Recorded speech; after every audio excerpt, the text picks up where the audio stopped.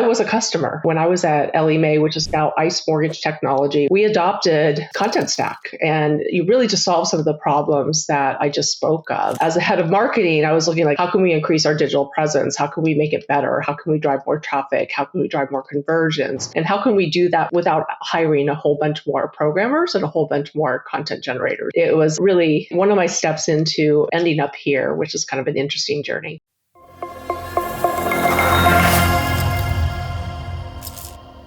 In this episode, I'm talking to Susan Beermann, CMO of Content Stack, a platform that allows you to manage content across an entire organization, used by companies like McDonald's, Shell, Mitsubishi, Chase Bank, and the list goes on. We're going to talk about how the company spends its marketing dollars, their fundraising history, as they've raised over $169 million in multiple rounds. And of course, we're going to talk about content, how to do it well, and where to distribute it in 2023. We'll also try to figure out exactly how much money this massive SaaS platform makes per year, and if we're lucky, how much Susan makes per year as well. And if she can't answer a question, we both have to take a shot of hot sauce. Wish me luck, Martians. Hope you enjoy this one. Hello, Martians. Welcome back to another episode of Marketing on Mars.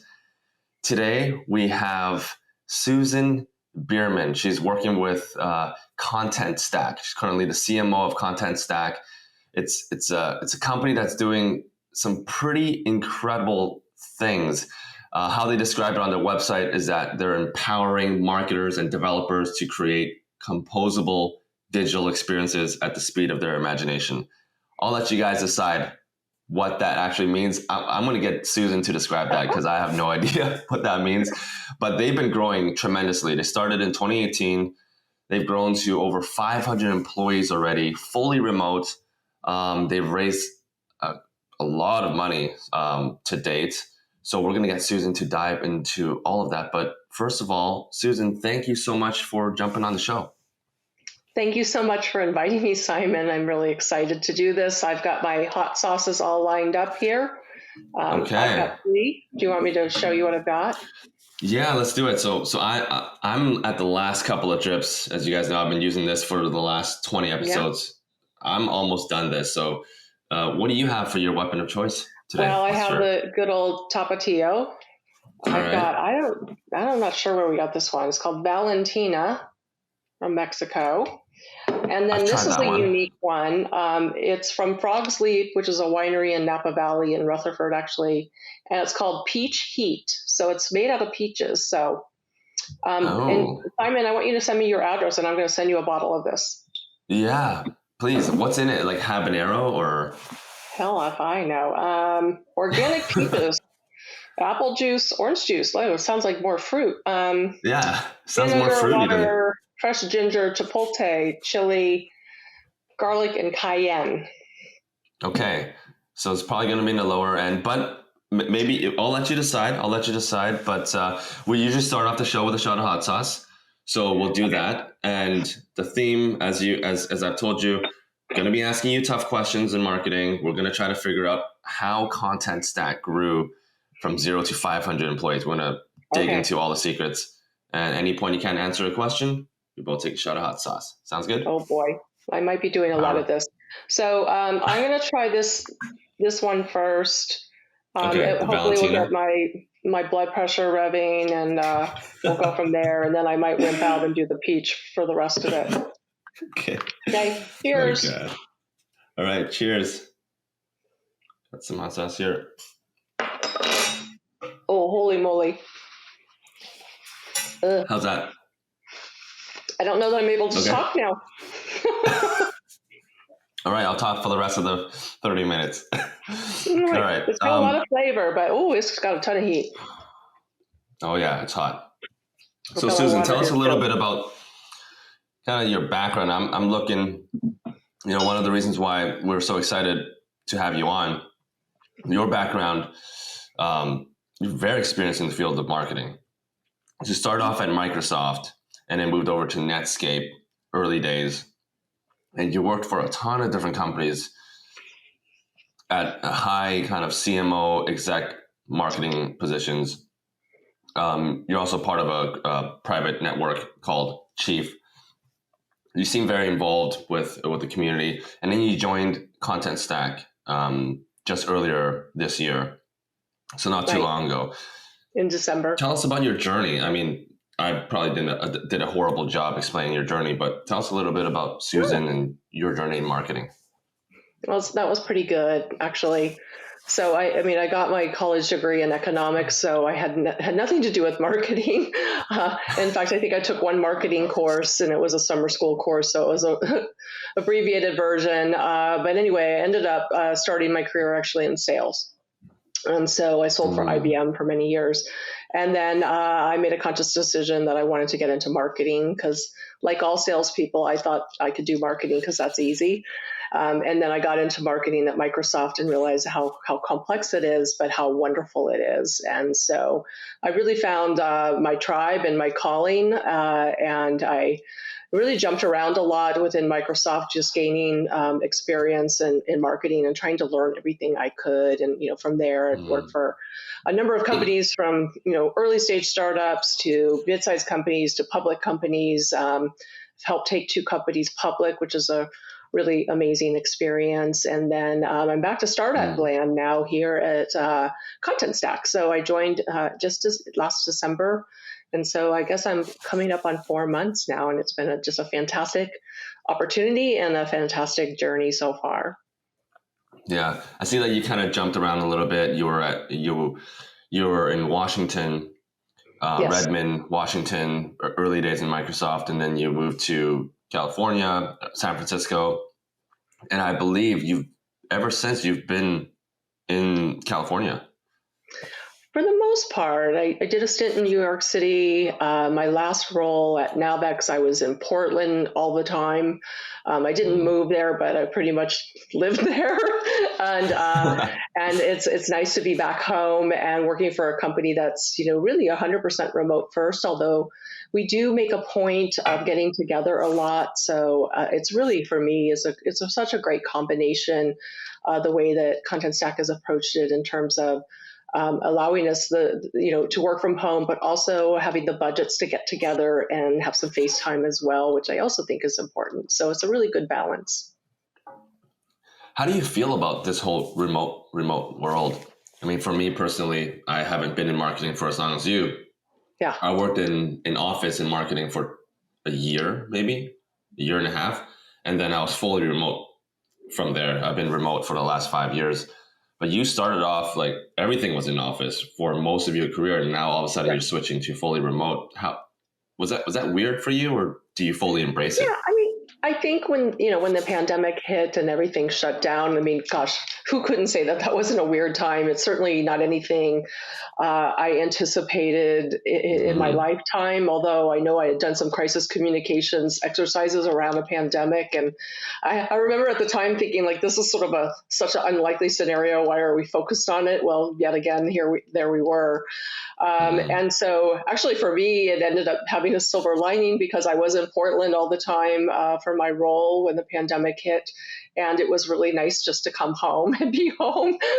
I miss my family. I miss my dogs. So I really enjoyed it. But I also, I'm very much a people person. So I loved seeing people too. So for me, it has been a really interesting journey. I know as I was evaluating coming to Content Stack as well as some other options, for me, I never wanted to have to commute every day into an office again. That was really important to me. And I think it's important to a lot of people. But it was also important for me that the company invested in getting the teams together regularly. And I think that Content Stack has kind of hit a really nice balance. That's awesome. Okay, before we dive deeper into Susan, your philosophies in marketing and everything, let's talk a little bit about Content Stack. Let's give some love to Content Stack. Tell us what exactly Content Stack does as briefly as possible, as simply as possible. We have a lot of listeners that are senior marketers, but we also have a lot of junior marketers. So in a simple way, what do you guys do?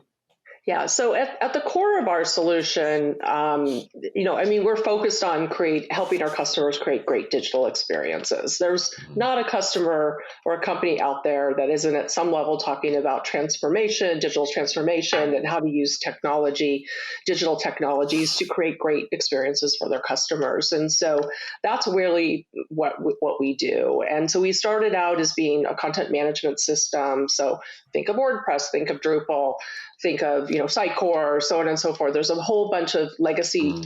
types of content management systems out there.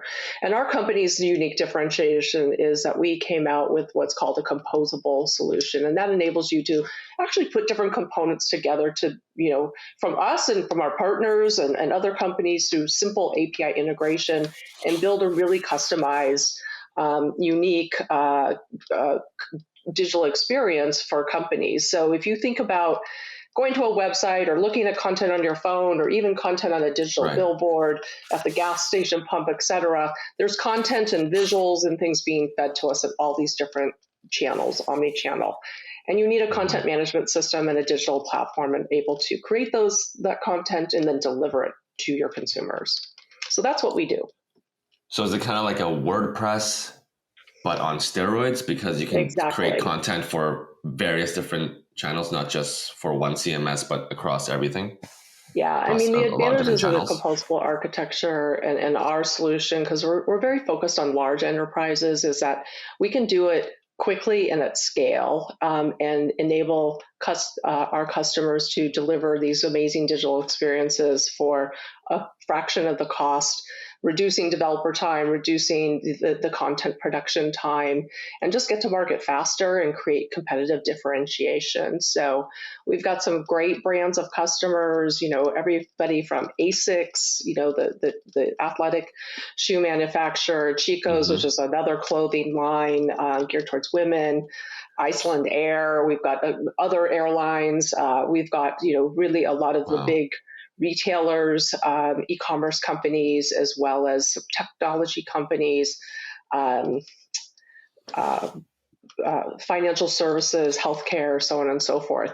One thing I should have mentioned is I was a customer when I was at Ellie Mae, which Mm. is now ICE Mortgage Technology, which is technology for the mortgage industry.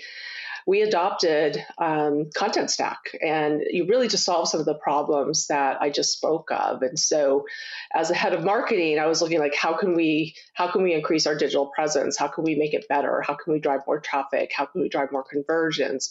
And how can we do that Mm. without hiring a whole bunch more programmers and a whole bunch more content generators? So it was Mm. really one of my steps into what ending up here, which is kind of an interesting journey.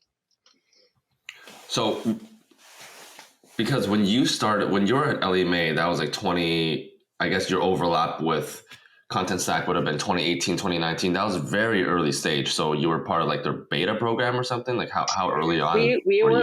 We were definitely an early adopter, and so my head of digital marketing at the time, who's now at Content Stack, by the way, Mm. and he found Content Stack because we had some real pains, and we wanted to enable more teams to be able to generate content and easily get it posted on the website without it having to involve developers. So Auden, who's head of digital here at Content Stack, working for me and was working for me at Ellie Mae, he discovered Content Stack. And so Mm. he was an early adopter, and he's just been a really good evangelist for the company, and has helped us really, our company grow in terms of our digital experiences that we're delivering to our customers, as well as back at Ellie Mae, now ICE Mortgage Technology.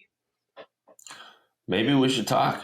I mean, our podcast, we're across a lot of different channels, and Yes. one of our challenges is, like, for example, TikTok, and TikTok as a good example, is really difficult to use a social media management platform to post. So we're actually posting directly on TikTok right now. Yeah. I don't know if Content Stack works kind of like that, Yeah. I or if mean, there's other use cases. we should definitely have a chat about that, and see if we can help you. You might get a new customer by the end of this podcast episode. So that's all. Wasn't my intention, not my goal. So. You but win. If I did a good job piquing your interest, I think that's a good thing.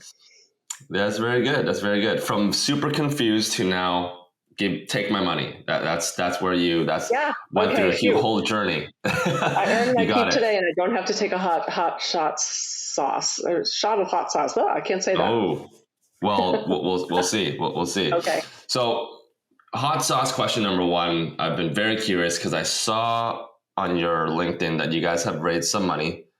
How much exactly did you guys raise? Do you have the dollar amount? I do.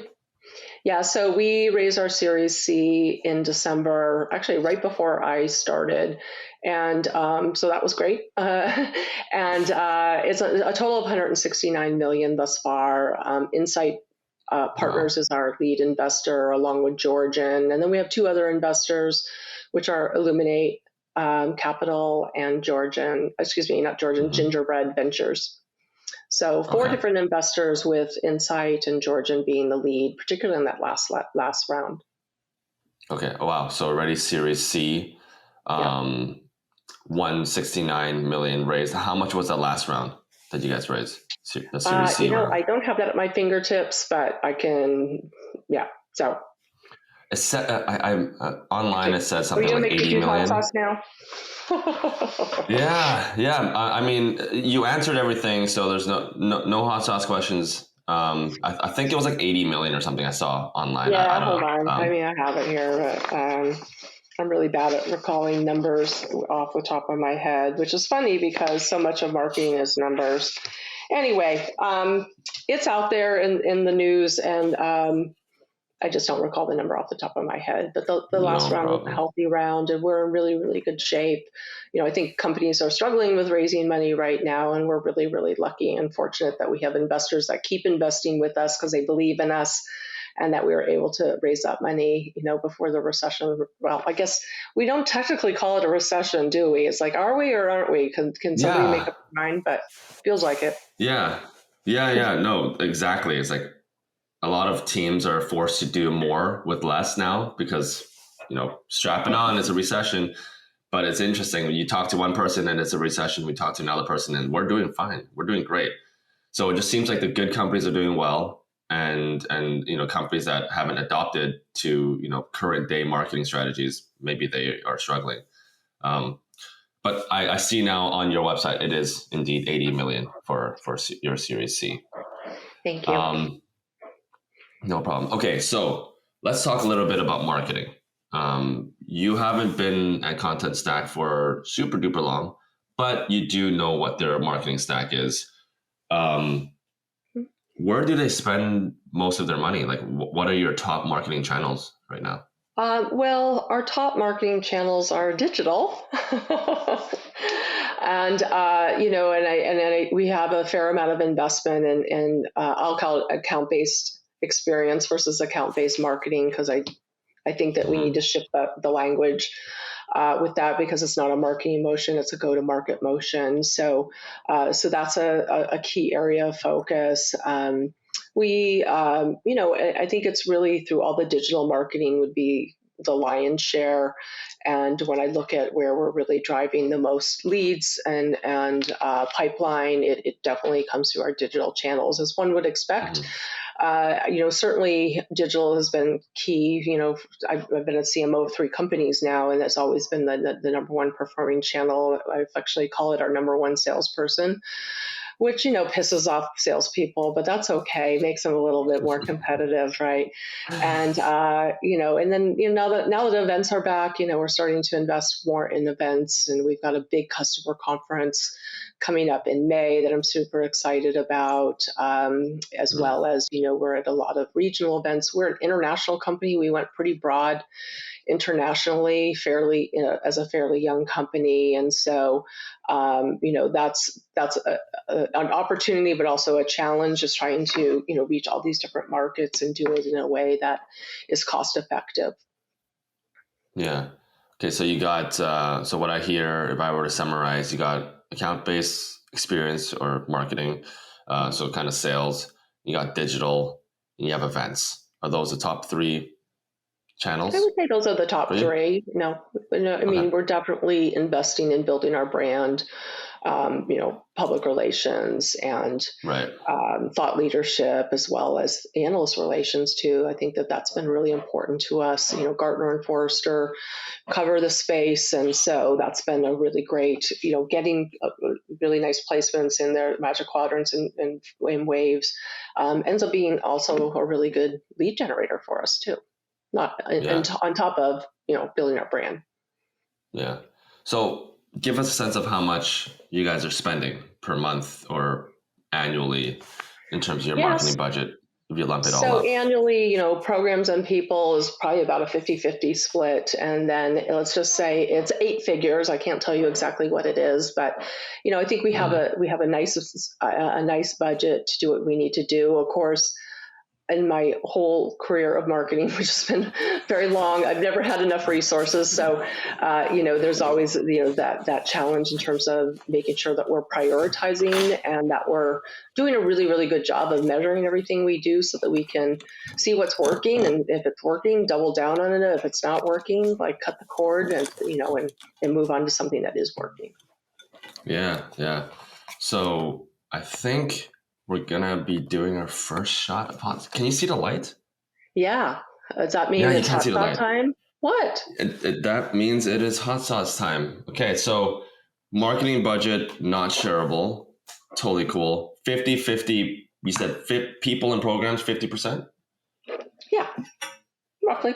Okay. Okay, I'm going to try the peach one now. I feel like that's not even a punishment. I feel like that's like a reward. It's a little less hot. I'm wimping out a little bit. I'll go to the taco next. I'm going to work through the assortment here. Like we're at a Gonna wine work through tasting, it. but we're at a hot sauce tasting. I'd rather do I love wine that. tasting, my dear, but I'll play ball. We'll play ball. We'll play. All right. So 50-50.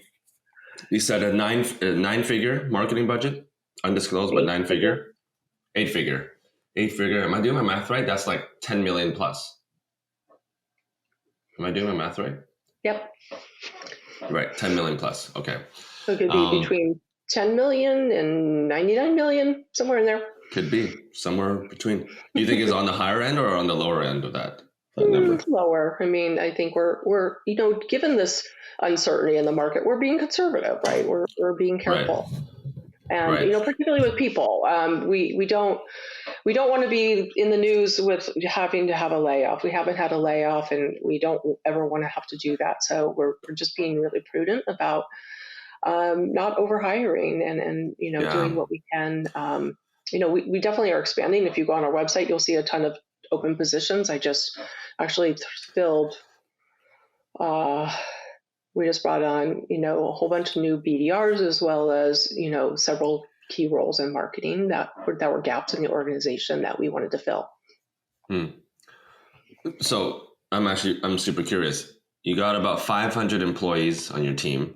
Mm-hmm. What percent of that of those team members are on the tech side? Because you guys have a pretty good, kind of like very technical, right? Highly technical. And what percent of that is sales, and what percent of that is like marketing? Yeah, let me do a swag at that. So about half of the employees are in product and engineering. So I can imagine a vast majority of those employees are in India. So we have a very big presence in India.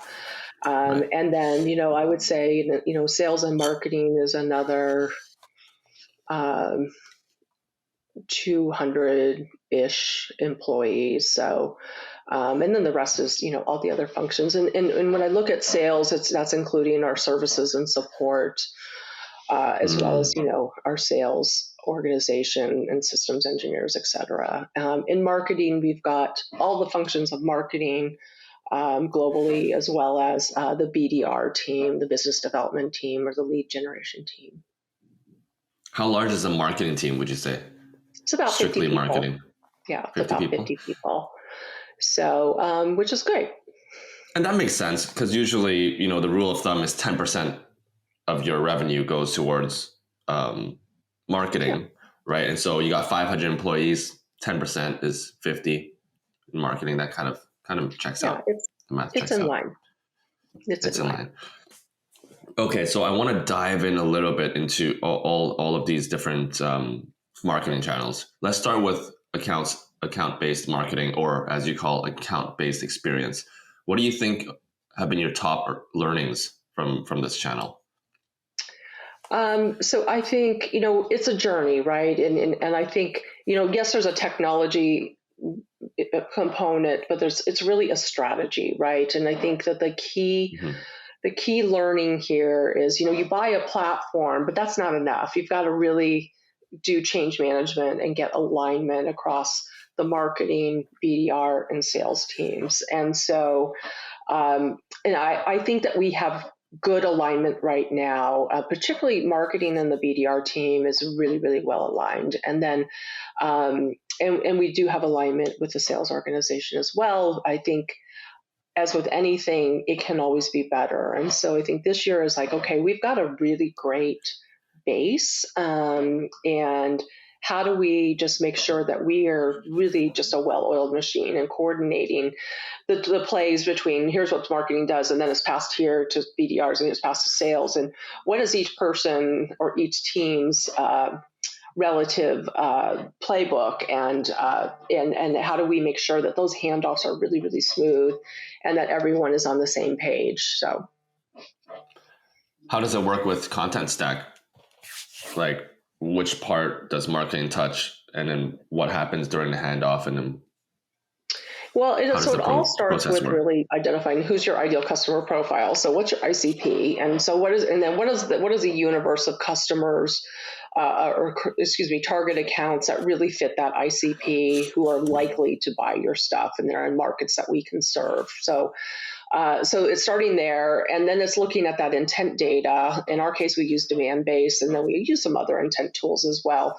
But like, who is here, and then also looking at who have we sold to thus far, and what are the attributes there? Like, what are the verticals? What are the sizes? Who are the key personas, et cetera? And then matching that up with what can we learn from the intent data? So, say you've identified 4,000 accounts that you want to go after, but only 1,000 of them are really showing any intent. Like, start there, because you don't want to miss the boat, and then and keep adding to it, of course, so that you can expand your universe. So it really starts kind of at that level. What is that foundation in terms of ICP, markets that you can go after, and the intent data sort of married together, so that you can do a really bang up job from your marketing campaigns, as well as our BDR team is awesome, because they're not just sitting there waiting for marketing to send them an MQL.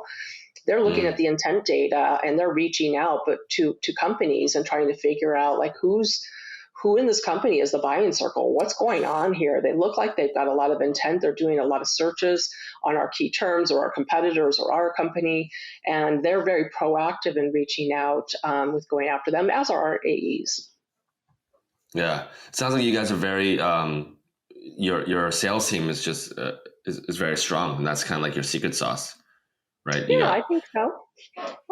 yeah. Yeah, and I think the go-to-market team is super strong, and I think there's always ways to be better aligned. And so Todd, who's our CRO, and I, I met him through the interview process, and we just always had a meeting of the minds. Like, we're two sides of a coin. We're joined at the hip. It's Exactly. not the blame game, and it's not.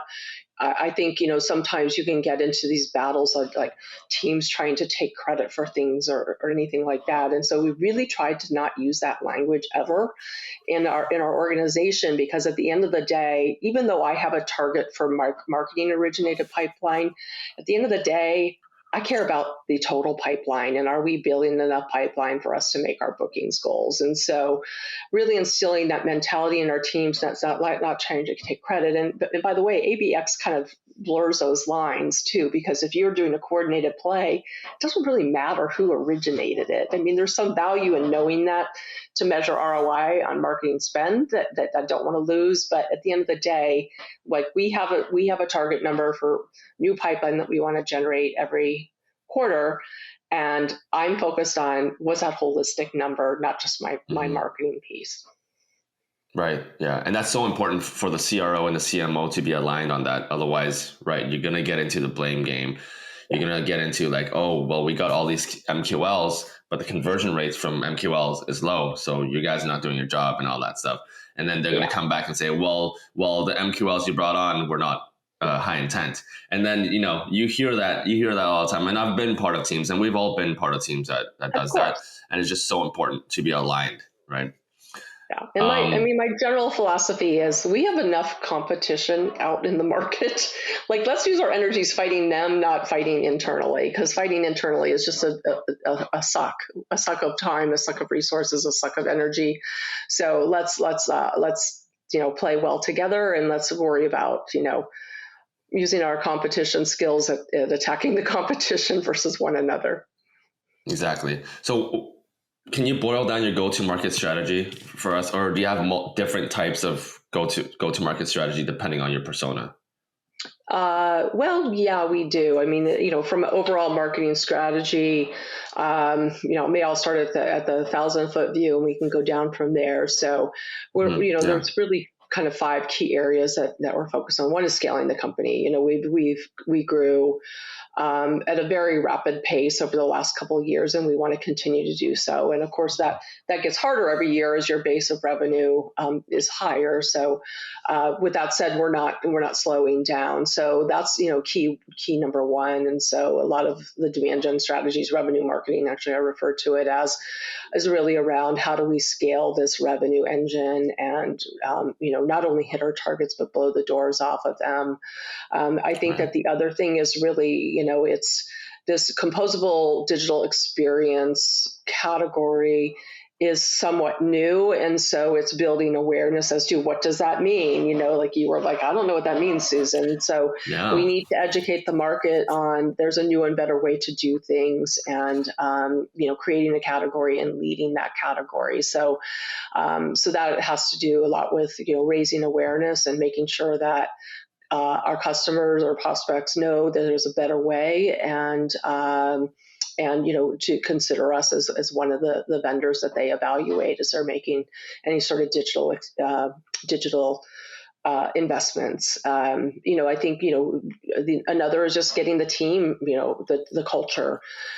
We have a super, super strong culture, and in marketing, as a new leader for marketing, my hope is that we can continue to build on that culture and create a really strong marketing culture within the overall culture that's really collaborative, not working in silos, and just really having a really great integrated strategy and approach. And an environment in which people can learn and grow, and will invest in people not only at the corporate level but in marketing.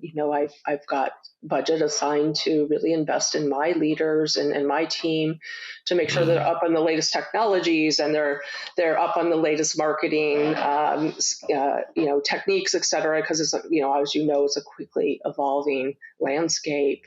And then just getting to be a more metrics focused organization, and and looking at our CAC. I know you're going to make me drink some hot sauce here because I don't want to really talk about the specifics around CAC, but suffice it to say, our CAC is higher as you would expect as a startup. You have to invest a lot to get customers, and that we're just, as we scale our business, we're looking at how do we bring that down a bit as well. Yeah. Oh man, so many marketing gems that you just talked about. I want to dive into several different things, and I want to write it down just so I don't forget. You talked about data. I want to dive into data. It's so important. You talked about culture. I want to talk about culture and how you guys, how you build, as a team of 500 remote, how do you build culture? Like, that is a huge thing that I don't think a lot of teams have figured out, but I'm curious to hear about how you guys do it. But first, you mentioned something about CAC. Is that shareable? Do you have a range? What is your CAC? Because you guys are targeting enterprise. I assume CAC is through the roof for you guys. I can't share specific figures, and happy to do the hot sauce here, but I think he's got the light flashing, it's just and flashing. and I've got to do the tapatio this time, so I got to really brace myself. But yeah, I mean, as we scale our business, clearly we need to bring down that customer acquisition cost per customer, right? And I think we can get there. We definitely have a strategy and a plan in place to get there, and it takes a little bit of time, but it's. I think one thing I should say is we invest a lot in making sure our customers are very successful, and so we have something called care without compromise, which is even if you look at this composable architecture and our customers are pulling together components for us plus our partners, if something goes awry, we will stay with them even if it's not our product, and we'll help resolve that issue for them. And so that's an investment of people and technology in order to give that level of care. So we don't want to ever short shift our customers. At the end of the day, we need to make them successful. Our churn rates are incredibly low, and we want to keep them incredibly low. So we're spending more to make sure that happens. And I think as we grow and we get more scale, the economics of that will improve. Yeah, and then the word of mouth. The word of mouth referral will hopefully take over, and then that will significantly reduce your CAC. Yeah. Okay. All right. You're killing me. This might be the last few drops of this hot sauce, and I'm sharing it with you. So hope you remember this. Yeah, I'm not even sure. I think you're cheating. Okay. I will pour a little bit more. Okay. I see how this is. All right. So I filled That's this. Pretty hot. I think the first one was the hottest though. But I think yours was hotter because your face is telling it all. I'm okay. I'm fine. I'm not like a huge hot sauce person, but unfortunately my husband is, so there was lots of choices in the refrigerator. You should have brought him on, and he'll take the shots for you, so you can we can ask like crazy questions. That's a great idea. I might call him up here. No, I actually, right before this podcast, I said, I'm doing a podcast, please be quiet. So yeah. The joys of working from home. I feel you. Okay, I want to dive into those two things. Maybe let's talk about culture first, because you mentioned how important culture is. With a team of 500 spread out across the world, how do you build culture? What do you guys do? And at Content Stack? Yeah, well, I mean, I think it starts from the top, and our co-founders, made that a really priority. They're really wonderful, great people. And by the way, I mean, every company says, "Oh, we have a great culture," and you go to their websites and they'll tout a great culture. And then if you kind of like double click and start looking at Glassdoor reviews and start asking people, you get the real story. And as I dug into this company, it just, everybody to a person was consistent on what they said, and was consistent in terms of, what are the core values of the company. And, I mean, we have a no asshole policy, for example. And, I know we're not the first to coin that term, but I think the reality is you can have words on a website, but your actions, particularly at the executive level, really you have to live by the values. You have to demonstrate the values, and you have to hold people accountable to those values. And I think that the company has done a really great job of that. And I know me as a leader in marketing, one of the things I really want to instill is that I want everyone to speak up. I do not want to be surrounded by people who just tell me what I want to hear and be yes people. And that's not to say, that won't be uncomfortable sometimes, or that it's a free for all. But I think it's important that people feel safe, and they feel that they can speak up. And I think that really great things happen when you do that. And then, and also that you make people feel valued. At the top of our interview, we talked about how we invest in getting people together. And we just had a company kickoff meeting in just last month. And so we flew everybody into Austin for several days, and that gave us an opportunity to all be together and to connect on a more personal level. And I cannot tell you how the energy and the engagement in that room was over the top. And by the way, we did a separate session in India. That's just too hard to get everybody together. So it was like two different sessions, but Right. but everybody in the company had an opportunity to attend one of those two events, depending on what location they were at. And I think that really helps. I know that, in the short time I've been here, I've been together with my leaders 4 different times, and I've been together with my entire marketing team 2 times, which in the course of under 4 months is pretty incredible. So your guys' events, the one in Austin and the one in India, must have been like 200 to 300 people in the room. Yeah, Massive. exactly. So it's like a full on in-house conference that you guys threw. Yeah, right? it was really great. Yeah. Yeah. Wow. That's incredible. I'm actually doing a couple of events later on this year in front of CEOs in person, as like a CEO retreat kind of thing. And we're thinking of definitely going to be bringing my hot sauce. So, and it just keeps things fun. If you guys ever need any hot sauce support, let me know. I'll definitely bring the hot sauce. But yeah, culture is just so important. So you guys meet once or twice a year. In between that, what do you guys do for culture? Do you guys meet weekly, town halls? Do you guys play games? Do For you guys sure. Yeah, do things like that? we have regular town halls, and I think they're every other month. I have a monthly marketing all hands. In fact, I did the company all hands yesterday. I did my marketing all hands today, and that was a really great meeting. And I think in just that sort of one-on-one time too. I do a weekly team with my direct reports and a few other marketing leaders, the marketing leadership team, who in turn has their weekly meetings. I do weekly one-on-ones with all of my direct reports, and a lot of skip level ones as well, just to get to know people and understand what they're working on, because I sometimes don't always see the work of others, and I want to make sure that I understand what everyone's doing, and they have an open line of communications to me as well. So that's some of the things that I'm doing. Yeah. I mean, it's yeah. I think the fact that you guys are doing these huge in-person events, that's huge, because you gotta. We're social creatures. We want to connect. In person is always the best, right? But if you can find a way to connect virtually, like we are now, right? This is cool. This feels like I'm talking to you. Feels like we're actually doing hot sauce shots in It person, does. which is fun, right? So, yeah. Fortunately, when the pandemic hit, we had all this great technology to make it, work. I know. So, can you imagine if we didn't?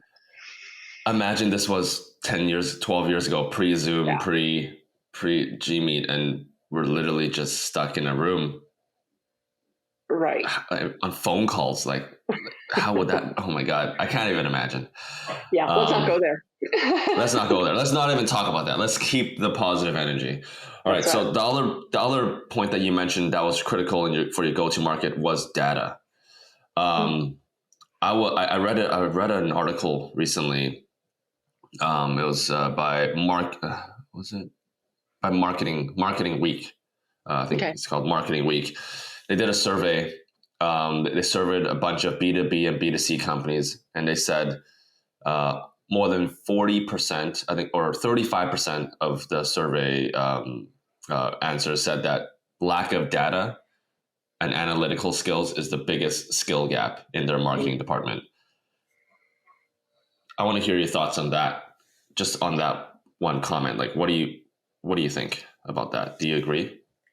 I don't know if I totally agree. I will say this. It is incredibly important, and I think that we have a lot of data. I think what's really hard for me and for everybody is, you can have people run you a report, but what's lacking is how can you look at the data and interpret it and tell a story with it. That's, to me, Mm. is a really great skill set that's hard to find. So, Mm. so anyway, and I think, companies and particularly marketers, um, it's become a very much an analytical type of role. And, For I sure. stumbled on, coming up with a number out of the air, right? So it's not necessarily my bent. However, I rely on the data. I look at the data and understand the data, um, and I need to surround myself with people who can give me the data and the reports, the dashboards, et cetera. I mean, I'm a visual person. Like, I love to see a dashboard, and other people, they just want to look at a spreadsheet, And I'm like, no, I need the picture, and I need Mm. to see the trends, and I need to see, what are the conversion rates? Are they trending up or trending down? Because that tells a lot. And then, but having somebody or a team of people who can really interpret the data and say, what this data is suggesting to me is XYZ, not just like, okay, you asked for this, here it is. Here it is. Yeah. That's, I think, where we need to evolve to, so get more people who can really interpret the data. And then it becomes information, not just numbers on a spreadsheet. So what is your stack? What is a stack at Content Stack for In terms of our data analytics? technology.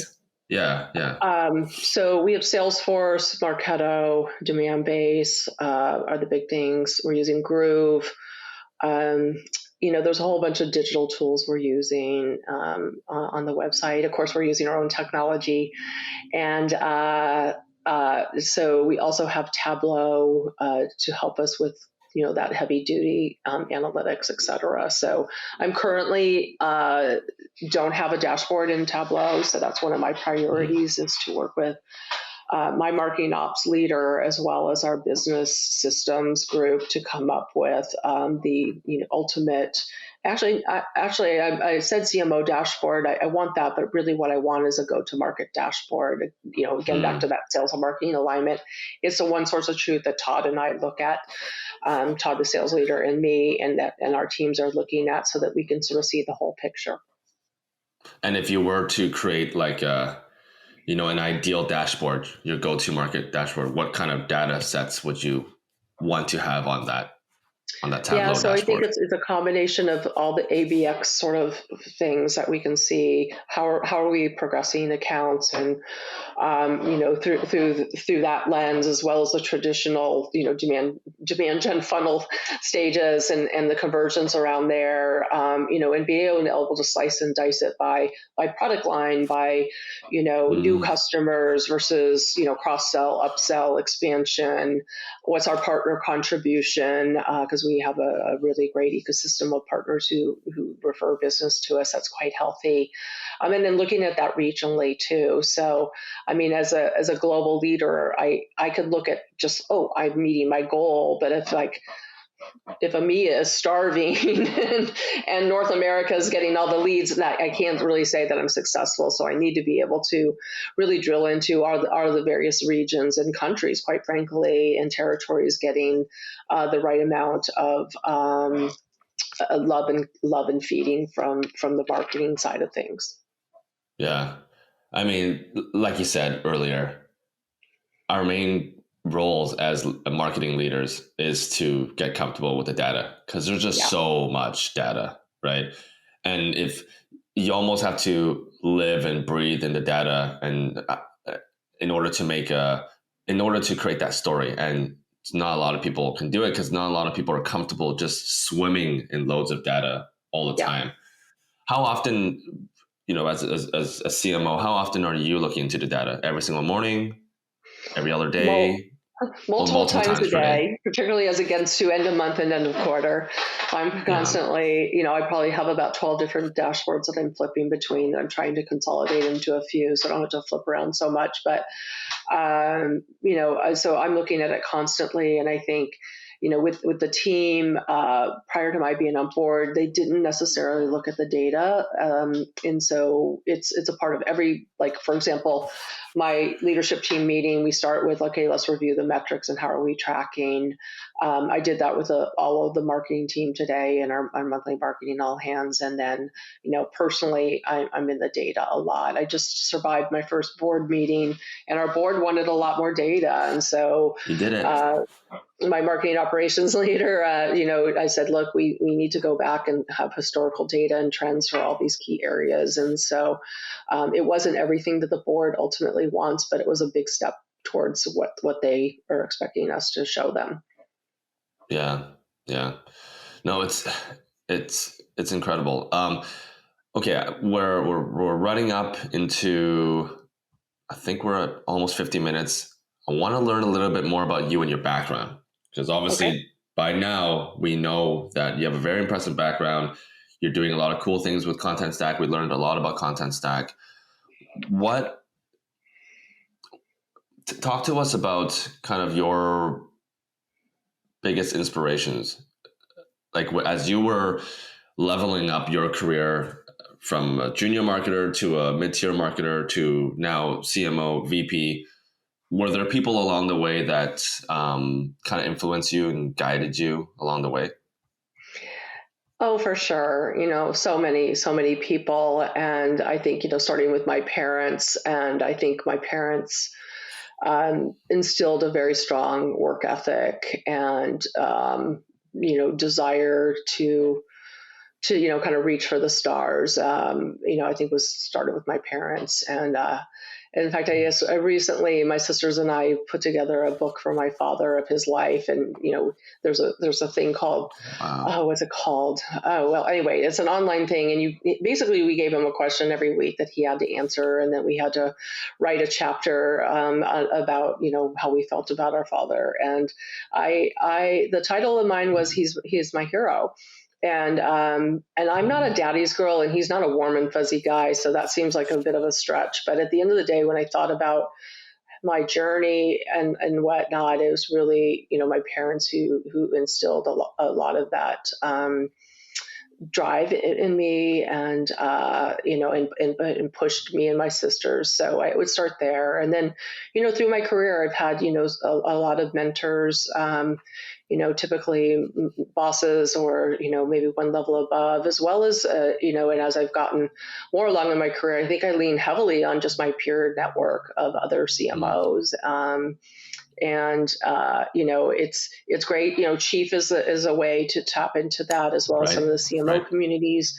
What's interesting about Chief is I get access to executives in who aren't marketers, like who are COOs or CFOs, and so I can go to them in a very safe way to say, I'm not understanding all these CAC metrics or whatever, and I don't want to maybe just tell my CFO that, and then they can take me under a wing and help me there. And I think just always not being afraid to ask questions. I think sometimes we feel like, oh, well, we should have all the answers. And like, I don't have all the answers.